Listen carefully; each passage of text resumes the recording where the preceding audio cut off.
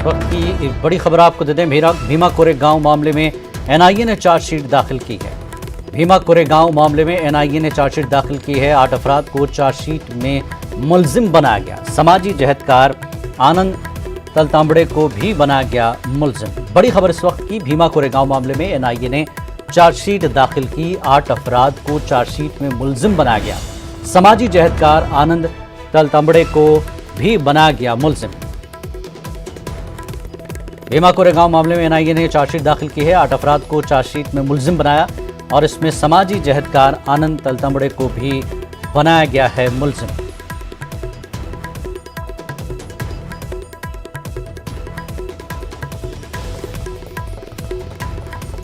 बड़ी खबर इस वक्त की, भीमा कोरेगांव मामले में 8 अफराद को चार्जशीट में मुलजिम बनाया गया। एएनआई ने चार्जशीट दाखिल की है। समाजी जहदकार तांबड़े को भी बनाया गया मुलजिम।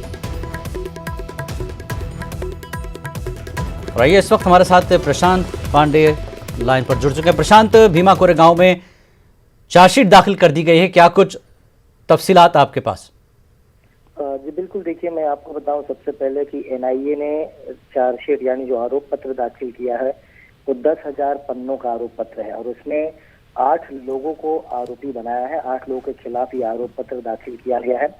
आनंद तेलतुंबड़े, गौतम नौलखा, हैनी बाबू, सागर गोखले, रमेश गायचोर, ज्योति जगताप, स्टेन स्वामी और मिलिंद तेलतुंबड़े, यानी ये 8 नाम हैं जिनके खिलाफ जो है आज आरोप पत्र दाखिल हो चुका है एनआईए की तरफ से।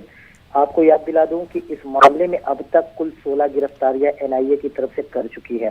और ये मामला जब 2017 अक्टूबर महीने में हुआ था तो पुणे में इन लोगों के ऊपर भड़काऊ भाषण देकर हिंसा पैदा करने यानी अनलॉफुल एक्टिविटी में इनका इन्वॉल्वमेंट ऐसा आरोप पत्र में दाखिल किया गया है और बताया गया है कि इनके खिलाफ अनलॉफुल एक्टिविटी का मामला चलाया जा रहा है। और इसको लेकर आज 10,000 पन्नों की चार्जशीट दाखिल की गई। जिस तरह से मैंने 8 नाम बताए इन लोगों के खिलाफ आज दाखिल की गई है। वहीं सबसे अहम बात मैं आपको बताऊं कि 82 साल के जो आरोपी हैं जिन्हें फादर सेंट स्वामी बताया जा रहा है, उन्हें कल रात को 8 तारीख की रात को झारखंड से एनआईए ने गिरफ्तार किया है और आरोप पत्र में इनका भी नाम दाखिल कर दिया गया है। यानी कुल मिलाकर देखा जाए एनआईए ने अपनी जांच की जो गति है आगे बढ़ाई है और 16 लोगों की गिरफ्तारियों में से आज 8 लोगों के खिलाफ आरोप पत्र दाखिल कर दिया गया है।